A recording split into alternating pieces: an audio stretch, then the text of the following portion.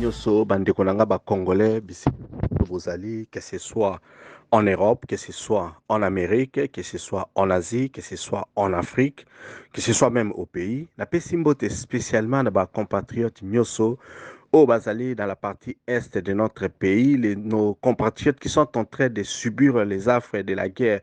Au groupe armé Bazali ko imposé na biso, les groupes armés qui sont les proxys à Rwanda, na Ouganda, comme les M23, les ADF, Nalu, et puis bon, groupe New surtout aux Aliko équimé dans l'Est. C'est Ricky Mongbondo qui vous parle depuis Cape Town, toujours dans le cadre de notre émission Débat national, l'émission où nous analysons la situation en RDC, l'émission où nous donnons aussi la parole à tous les Congolais depuis n'importe quel coin du monde. Si vous êtes Congolais et que vous avez quelque chose à dire, que ce soit dans la sphère privée, que ce soit à l'école, que ce soit à l'université, quand vous êtes en train de subir une tracasserie, si vous avez un coup de gueule, n'importe quoi, une révélation et que vous voulez partager avec d'autres Congolais. Donc voilà, contacter biso numéro na biso eza wana na section ya ba commentaire na YouTube. Donc voilà, c'est un peu ça. Topesaka mutu nyonso tout maloba parce que bon, parlement congolais balinga ba congolais baloba te puis baza osala musala na bango malamu te. C'est ainsi que nous avons fait débat national. Donc voilà, débat national, ce n'est pas seulement une émission quand vous êtes en train de m'écouter, mais débat national, c'est aussi un groupe WhatsApp, le meilleur et le plus grand groupe WhatsApp na Katia RDC avec plus de 1000 membres où chaque jour nous lançons un sujet et nous débattons donc mutu na mutu ayaka kopé sa point de vue nae, opinion nae, analyse nae, surtout dans le domaine et expertise nae, dans le respect mutuel et surtout dans la démocratie. Donc voilà, si vous êtes professeur d'université, vous êtes un penseur, vous êtes un intellectuel, aux étudiants, aux mutu maël, aux mutu lingakaba, débat politique au lingimbo kanoe kenda liboso.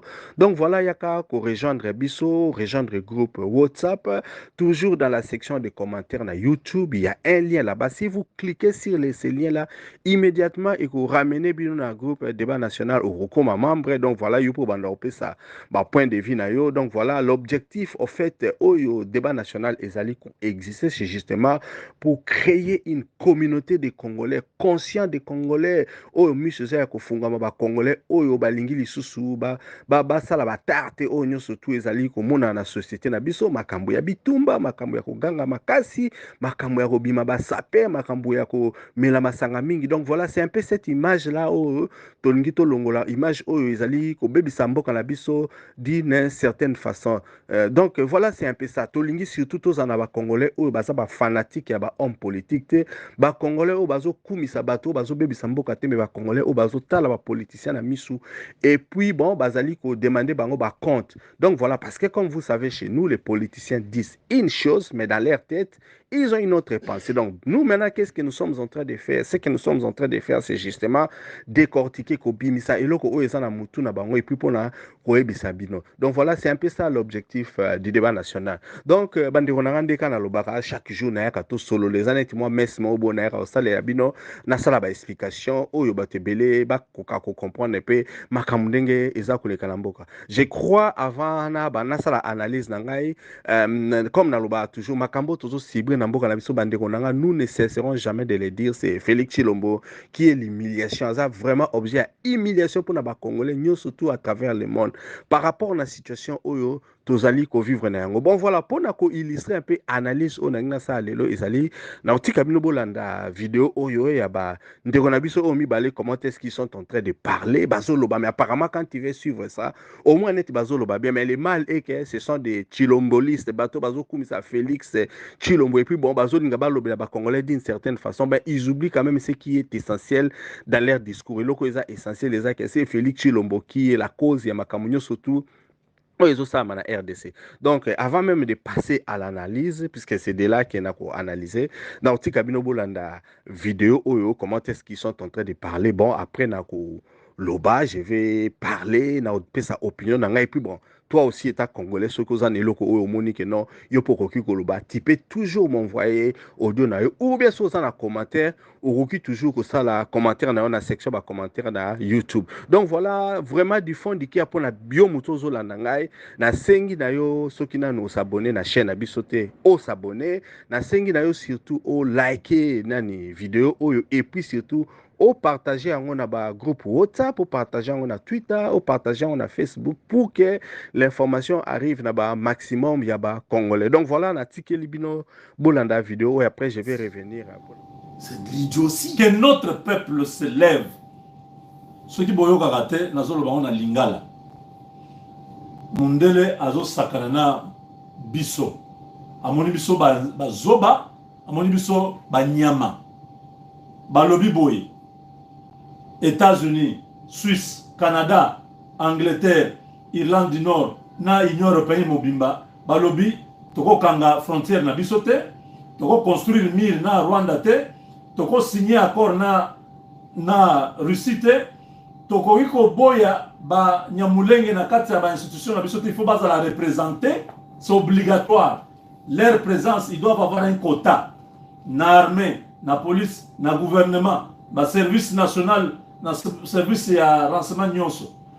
Tokoki ko exécuter moratoire ya peine de mort te. Nani diplomatie de l'unique façon ya kosisa bitumba ya est. Toko bunda na Rwanda te. Ah, oui oui. Rwanda les protéger. Oui. Na question ya nini il ya faut négociation na M23. Question ya est, il faut tout sur le bien pour frontière et Zamalamoute entre les deux pays. Il faut frontière, il y a Congo na Rwanda, ba boujango, ba pesa Rwanda ma belé à peu près 300 km. 8 balobi FDLR. Congo et cause à suna FDLR te, il faut to benga ba FDLR nyonso baza na kata mboka te. 9 balobi il faut to solo la na M23 na AFC ya Corneille Nanga. Tout sur le lango bien parce que bango basi bazu déjà parti monene ya mboka to ko boya ko solo na bango te pour tout ça la brassage na mixage ya sika. 10 balobi to zela to yamba 100 000 réfugiés congolais au bazala na Rwanda bazonga na Congo. Non, bandeko, trop c'est trop. Il est temps que le monde sache que le Congo, il y a des hommes. Il est temps qu'on sache qu'on ne peut pas intimider les Congolais. L'ambassade Nyonso et Kangama. L'ambassade de Bamindele Nyonso Zanakatamboka et Kangama. Ce sont nos ennemis. Ils nous ont déclaré la guerre comme maître. Ce sont nos ennemis. Bitoum, ça c'est une guerre déclarée. Clairement. Ils ne nous aiment pas. Ils n'ont rien à foutre avec nous. Ah voilà. Alors, Oekoya Eya. Tout est à l'avantage du Rwanda. Tout Est-ce que Zalakaboye est à l'avantage du Rwanda. Donc le Rwanda est plus important que le Congo. Parce que vous voulez voler nos minéraux et vous devez... Donc nous nous battons, vous venez nous lier les mains. Tous nos chefs coutumiers. Vous vous trompez. Vous vous trompez. Chef coutumier, bino batikela bino mabele ta ekoki.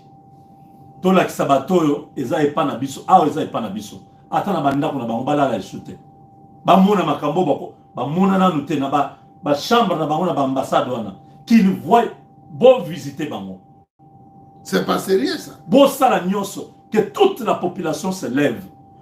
Goma, Bukavu, Lubumbashi, Kananga, Mbujimai, Kindu, Bandundu, Matadi, Kisangani, Équateur, partout au Congo, lèvons-nous, il est temps.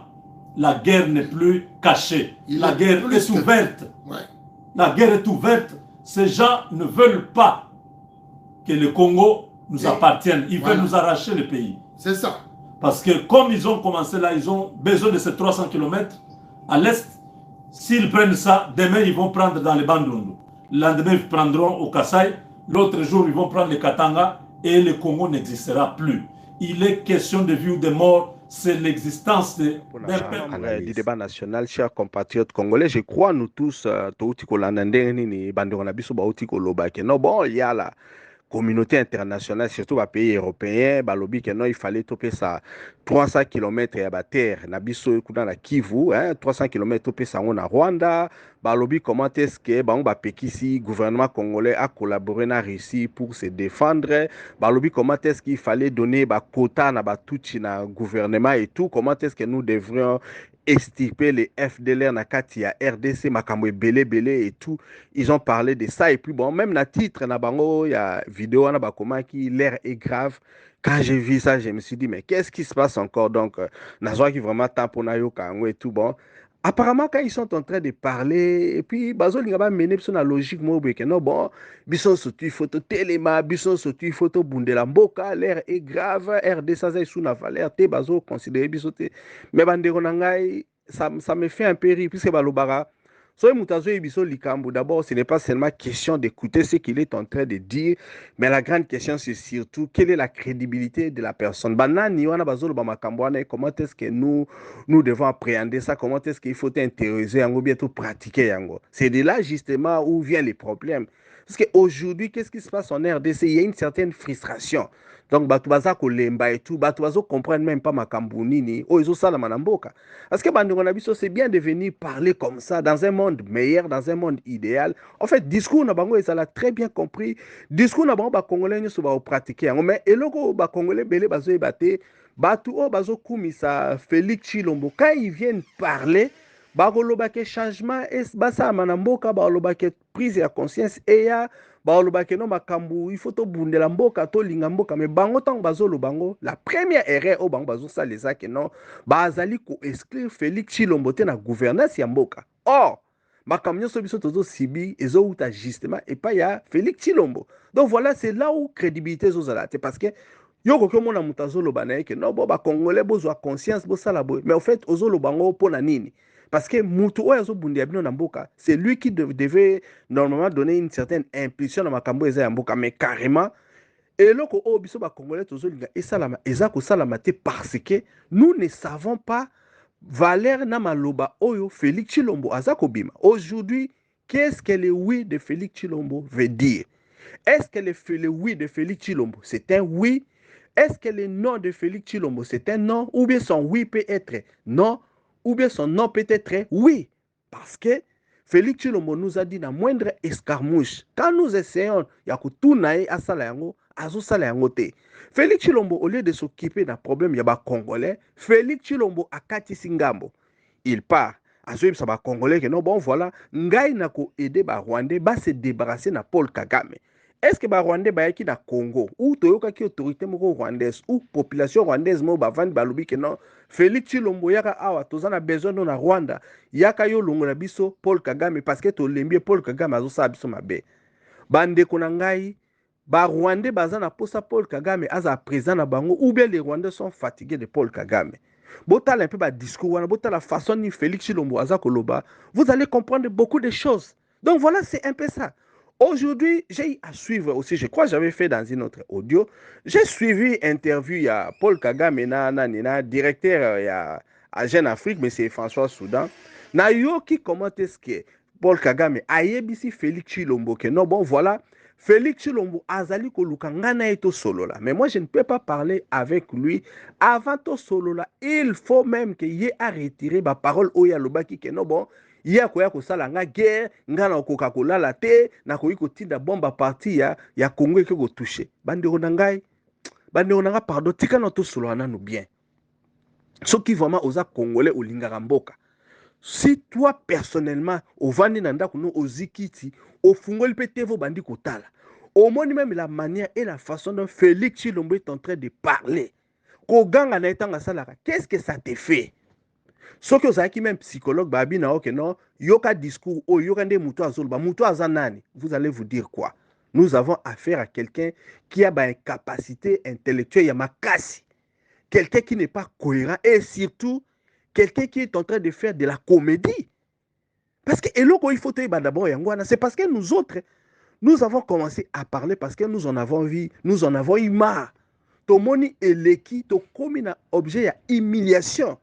Objet ya soni ndeko nanga so oza congolais ibake okoti na kati ya soni soki moto nyonso ya mokili ba population nyonso ba yebike moto neti Félix Tshilombo arrivé à kokoma président, les gens sont en train de se poser la question sur nature ya ba Congolais, comment est-ce que nos têtes fonctionnent.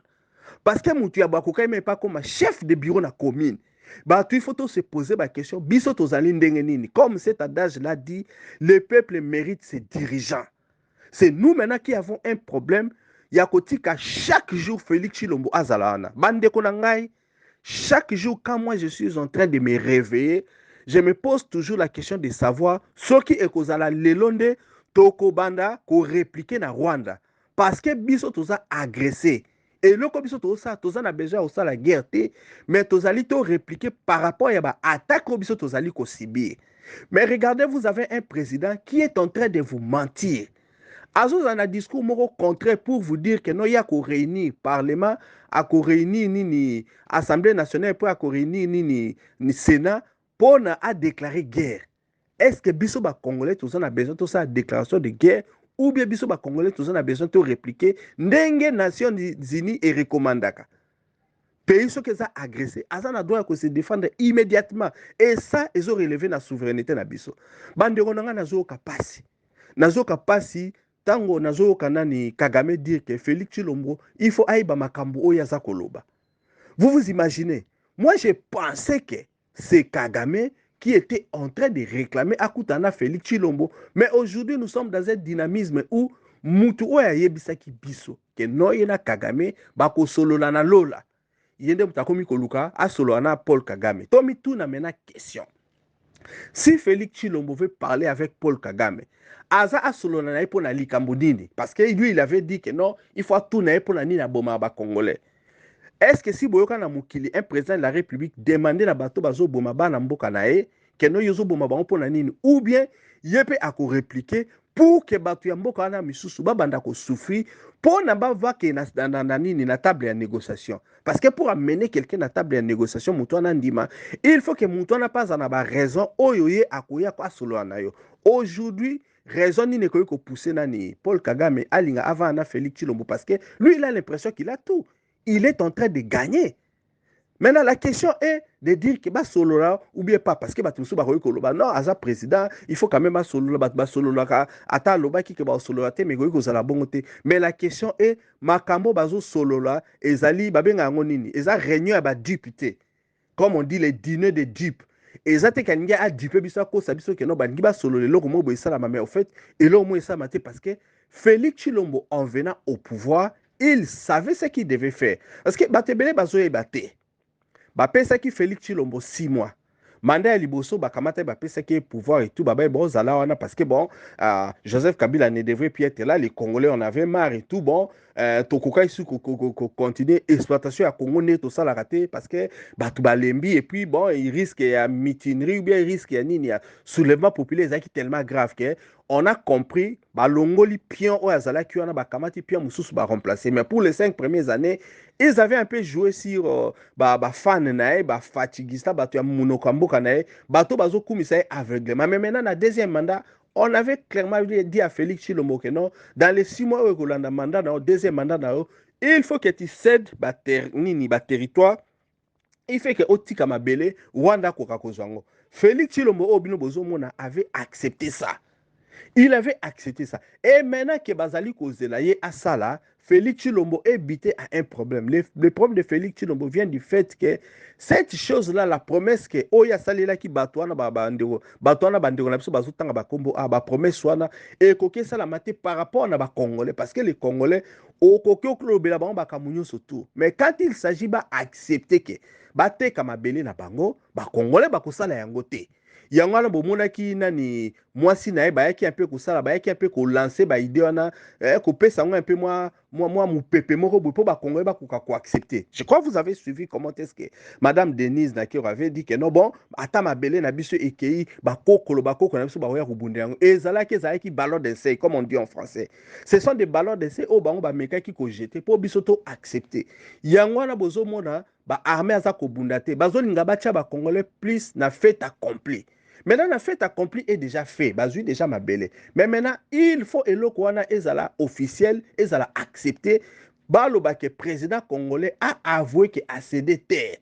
Or Félix Tshilombo Seke soki aye officiellement ayebisi ba congolais que non ba mabele oyo ba M23 ba botolaki ba rebelle ba botolaki eza lisu ya biso te komi de facto parti ya Rwanda et qu'on crée problème. Parce qu'on n'a même pas besoin de dire que comme un territoire à Rwanda, mais et comme un territoire Moussous. Mais en fait, c'est les Rwandais qui va administrer ça. Et ça, les Congolais ne l'acceptent pas. On commence surtout dans la Est. Et c'est de là que viennent les problèmes. Je vous avais dit tantôt dans une autre vidéo, que non, bah force occulte, oh bah ça, RDC, bah après bah continuer à bombarder. On vous avait dit que le point culminant va être dans le mois de juin.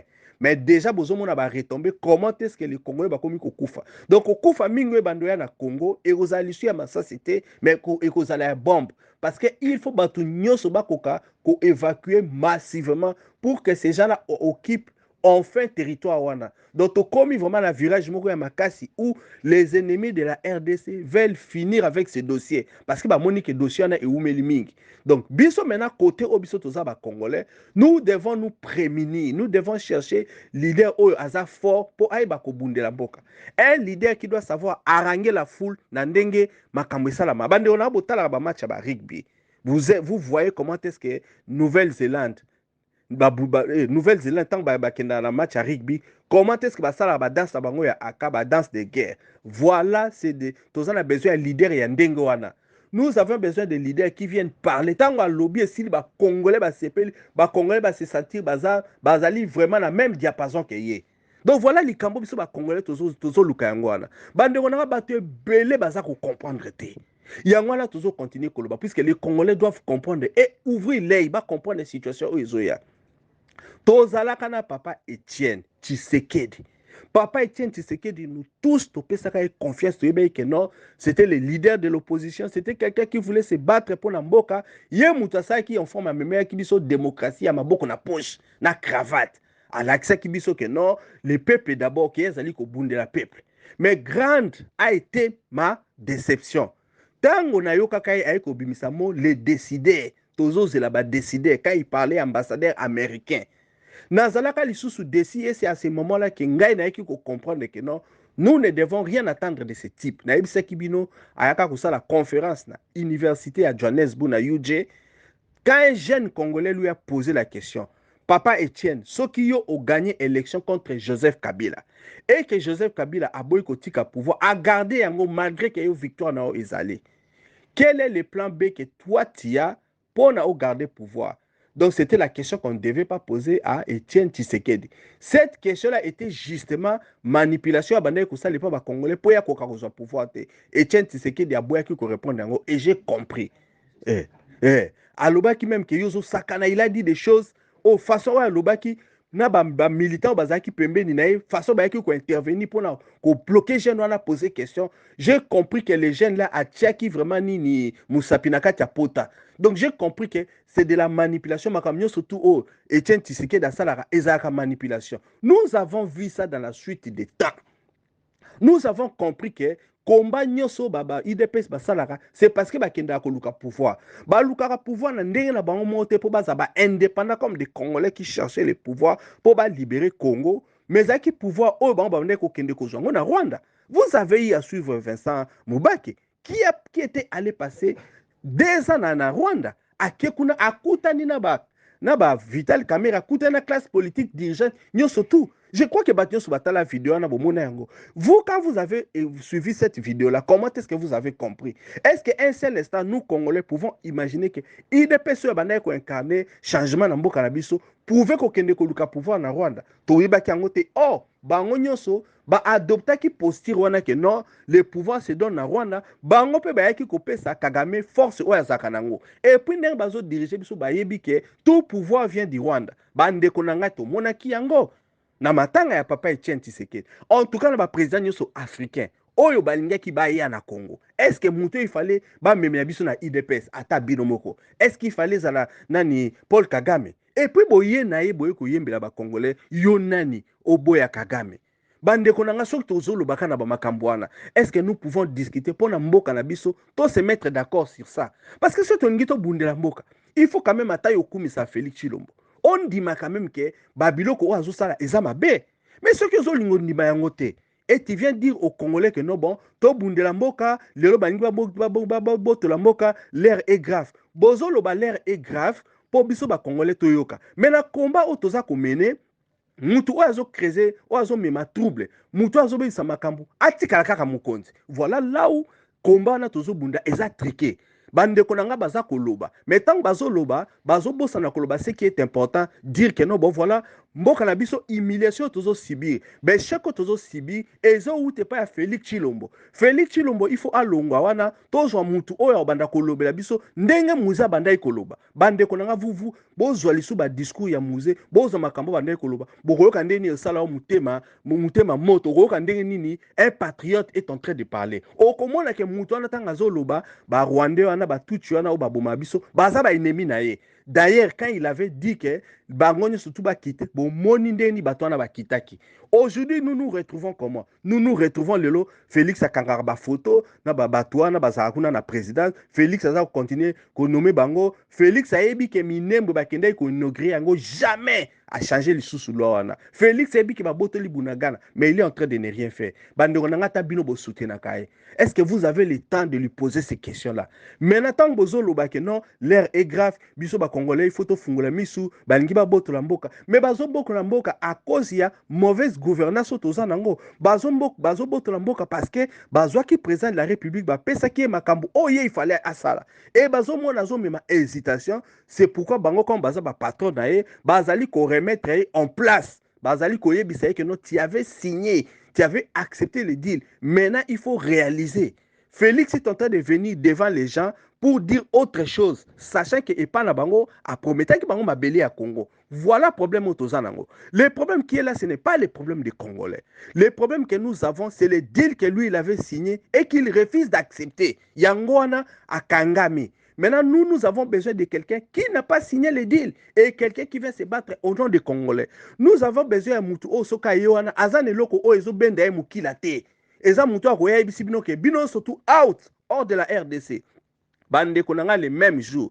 Batukaka o bakima ki di temps de musée bokomona bangwana bakobima na kati ya armée na biso ndenge zana batu nyonso bayebi ba infiltré mais nani azolinga ba infiltré ba kendate mais c'est Félix Tshilombo. Je vous avais dit tantôt là-bas que ba présenter qui est liste ya ba officier Monisco kuna bata Nations Unies ba présenter qui est liste ya ba soda nyonso o baza ba infiltré oyo bazali ko occasionner ba défaite na ba nani ba traîtrise tozo connaître ba yebisa ki alongola bango. Est-ce que c'est alongoli bango depuis que Félix Tshilombo est venu?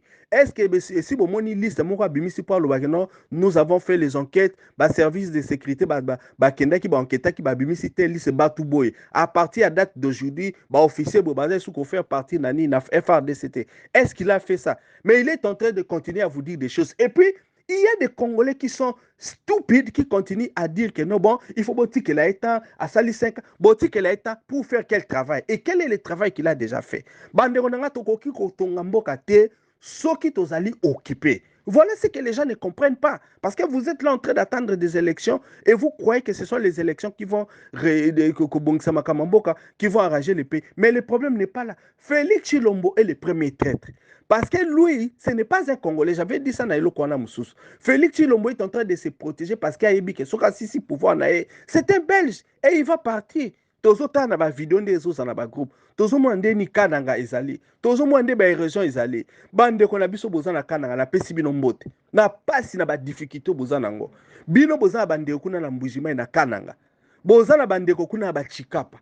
Vous voyez état au miba ekomi. Lelo atakuta saki makana na ba région misusu te. Mais moi étant que Congolais, si j'avais vu que Félix Tshilombo a bongi cette kananga, a résoudre des problèmes d'engeza mai, a résoudre des problèmes d'érosion, mais bande konanga biso surtout au CP au moins on va dire qu'il y a quelque chose, mais tala ndenge azali ko traiter même bango bakasaye. Mais pour ça, clique kaya bato baza bazo ibambongo naye, ba ebisi bande na bango na famille na bato muso bazo comprendre te, o baza na naïveté ba tiki bango na mulili bazo kumisa ye. C'est pourquoi les combats que nous sommes en train de mener eza ko simbate. Parce que pour que le combat ait avant, Bisonyo se photo désigner les mâles. Les mâles c'est Félix Tshilombo. Soki tozolo ba mboka e bunda tolo belamboka. Tozolo ngola paramètre wana ya kolongola Félix Tshilombo. Nous n'allons rien faire. bakoki bapesa ye 1000 ans, il va continuer à se plaindre. Alors banda ko continuer koloba biloba loba o azoloba et puis ba je o ba osa ye na Kagame ba tumusu ba comprendre nango te. Parce que ba je na bango ezali Félix Ganga keno yo kubwa kelanga bombe. Félix Ganga keno nga na ola na ndako na ngate. Félix Ganga keno biso to basakanaka na mobundeli ya ba Congolais mobateli ya ba Congolais te. Ye Kagame ayebi yango Kagame azoseka bango mibale so bavai na butu bakufi na koseka babi ba yuma wana ba comprendre biso te yo zala na yiba mbongo ngapi na continuer kosala eloko na osala mais so pona ko boma bato ba boma biso azosala yango te. Combien de balles ya Félix Tshilombo et que déjà pas benemi na biso et bomi bango. Combien des images et de photos bino bomoni bato mboka na pe batinde biso pour baloba que non bango pe ba violer basi na bango pe ba kati bango ba mitu bango pe ba kufi. Est-ce que vous êtes en train de voir ça? Tous on m'a quand même tout raisonné. À un certain moment, même quand tu es en train de supporter quelqu'un, tiens, dites-moi stop. Au talipé d'abord, à qui? Au lobby que non, par rapport à Ndenge Ayaki, voilà le côté nango. Banderonanga, vous n'êtes pas en train de savoir ce que nos frères de l'Est sont en train de vivre. Dans un moment où on a la zali koloba, batumsu bazana ba camp de déplacés, bazola na ba tante, bambou les autres bango, ba bébé bazo kufa, ba maman bazo mona passe. Nos frères là, bazo zelaka ke mboke zonga normal. Parce que nous tous étant Congolais, nous avons droit à la vie. Même pour na bango, to bundela ta bango, to lobela bango. Comment est-ce que nous pouvons aimer une personne plus qu'un pays? Comment est-ce que toi qui es Congolais, patriote, ozo ngota makam na sens moko ya nationalité, mais au vendana au linka ndekono azala. Bandeko nanga takutu ko sambela ngo to sambela. Est-ce que c'est comme ça que ça doit se faire? Voilà la situation to kominango. Carrément, nous sommes dans la situation à idolâtrer. Celui qui est en train de nous humilier, c'est Félix Tshilombo. Il ne va rien faire. Ayebi na ye makambu moko te. Po na ye alingi azala wana atika batana ba ya baboto la mboka. Félix Tshilombo se fatigue. Pour naïe question ezali que non bon ceux qui bon besoin Congo venez seulement prendre. Ne me demandez pas de certifier ça. Voilà conflit où azana on a ba mettre naïe les décideurs. Parce que pour na bango Congo ezanga na ba décideurs, ezana ba bango ba sera de ba décideurs ya Congo te. Donc ayebisi bango lo biso bongi besoin kande besoin tous à la devant un fait accompli. Mais ces gens-là savent que ils doivent y avoir quelque part signature. Il faut assigner, à valider que ma belle en est ya Congo te état chef de l'État par rapport à ma prérogative ou à ça qui n'a ngo. Donc balingi ba ibise que non trahi officiellement. Il a déjà trahi, il a déjà accepté. Mais maintenant bazan a besoin l'injaka ya suka pour le kwana esila. Yes kwa za usaba hésitation parce que yepo nae il faut y baranae kambo. Ba on se balingi bazwa meya signité. Mais maintenant le problème vient de là. Yangwana bozo mona ba péripéties nezo salama bozo ka keno il faut ya sulona Kagame et tout et tout. Banderonanga qui a donné à Kagame le droit toujours to discuter na ye.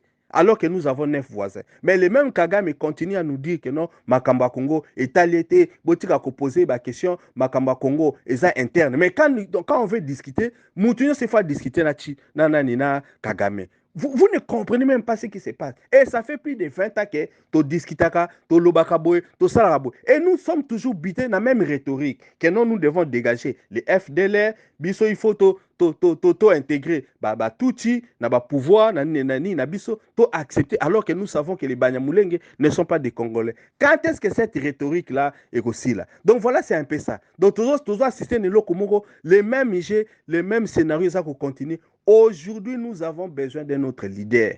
Moutou oya kozana adéquation de la population congolaise. Nous avons vu ce qui s'est passé au Sénégal.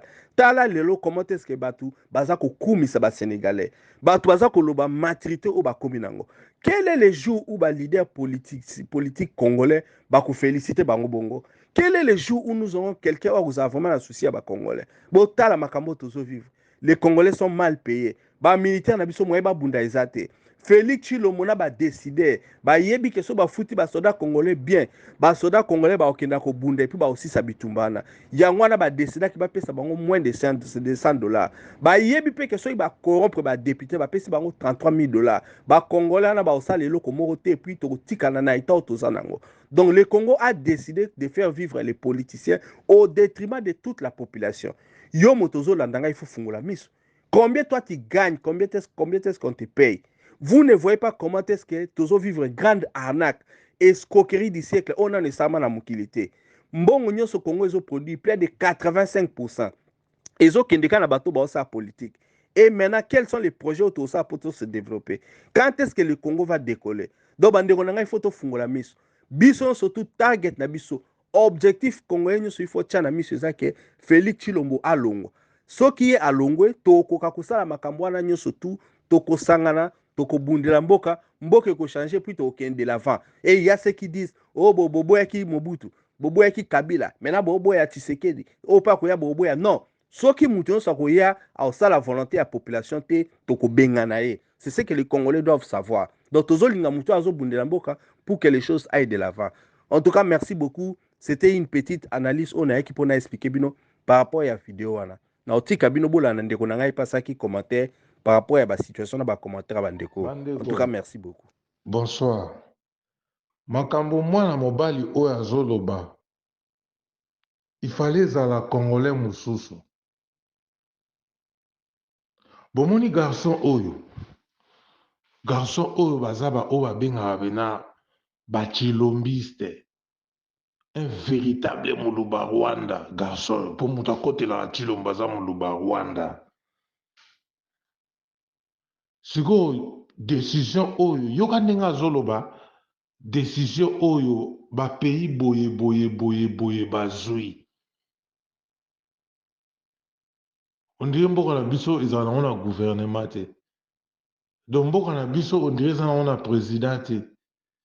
Donc mboka na biso ndire eza na parlement te mboka na biso eza na population te mboka na biso eza nini mpona nini eza politiki oyo balakisaki bango na Etienne Tshisekedi wa Mulumba wa Kolabo ke mpona kodiriger Congo il y a des décideurs donc bato babotama na mokili badesidaka mpona biso. Tant bato bazoyebisa bango ke no Tshilombo aza moto akoki kozala président te bato oyo bazokotela Tshilombo bazo avancer baargument aza ndeko na biso lelo akomopesa information na Lingala si azalaki kopesa information na Tshiluba lelo akomi kopesa information na Lingala.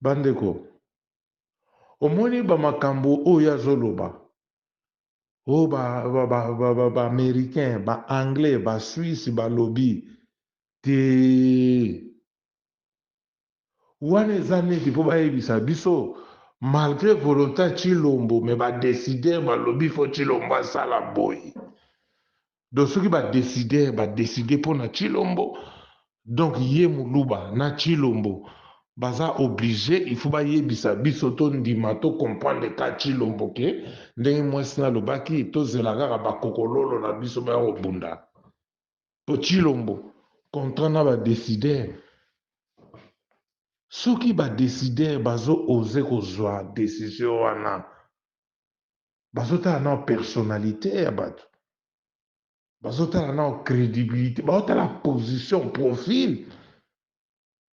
Quel genre ya dirigeant est-ce que makambo wana bakoloba wana Angola makambo wana bakoyebisa ba sud africain makambo wana bakoyebisa ngo ba rwandais bakoyebisa ngo ba zambien ntango biso olobaki Tshilombo banome ye bango balobaki nini toyebi na biso ndenge akomeli ki président mais loko aza ndeko na biso tokoapuye kaka sikoyo bobandi kolela ndeko na bino ya Muluba Morning Star alobi ke bazopesa Tshilombo deuxième mandat les premiers 6 mois na ye il faut ba rwandais ba récupérer côté wana ya zoloba ba 300 km. Bandeko solution eza moko omoni so tobengani Tshilombo tobengani na ba rwandais na ye fei wana oyo azoloba ba Suisse banino ndi atangaki yango oyo balakisi ye on dirait bato wana bakoya baapplike lele biso par force. Tshilombo atrahisa biso na ebandeli banda andimaki banyamurenge ba congolais azoloba ngo partout na monde entier ye akonfirma ba congolais mpo na Tshilombo 1-23 ba congolais bandeko ne baluba bakotela hypothèse wana bandimango nga naza na exemple ya Mike Mukeba nazalaki kolanda garçon wana mais jour mosusu na télé batuna ye mamba Banyamulenge Mike Mukeba aparvena koloba botika masolo wana communauté internationale andimi bango bazala na biso banda jour wana ata ndenge azokota baprison wana donc ngai mpa na ya kontaka daye bango tunga na kontaka bango te ce sont batraître bavandaka na baassemblée na barwandais donc azomona na elongi oyo kote bavote ye ayebi te mandimi avanda ne pourquoi bango na bango bakongolais baosolola te ata na vis-à-vis te bokanga na porte président te toza besoin toyeba mpo mboka na biso eza infiltré il faut tose présenter moko na moko awuta wapi azala wapi commission efe ezala soki moto alobi kote moko de doute il faut tomene bankete toyeba match esili basala yango te azala Mike Mukeba azala mpe député basala mambo wana te bakóma na niveau wana te safu député bake na inauguration ya komi na Minembo akangisi foto na jeune colonel ya rwandais bato balibo baloba na bi eta bato nakangi ne foto pourquoi mpona kolakisa bino garçon oyo moto akomisi ye colonel eza Chilombo moto asigne mpo bakóma colonel sikoyo nga na koloba nini un député po ayebi ke so ameki kaka abeta libanda 21 000 kweke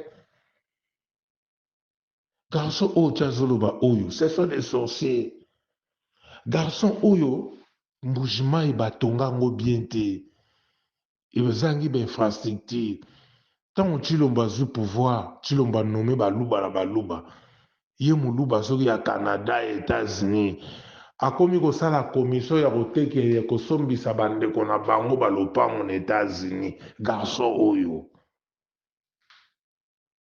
sikoyo kope na bino ese simbi ndenge boyokanaki kifo bokaba parti wana ya este ozoya kolinga koyebisa bato de contre eza faute ya Chilombo te mpo bato badeside bato wana eza politike na bino nde bokopesa barwandais ntango ya parti ya Mbujimai biso Débat na biso ya lelo esili. Merci à vous tous d'avoir participé. Soki olingi otinda audio na yo commentaire na yo ou bien point de vue, tinda yango na WhatsApp na audio au plus 27 62 072 0611.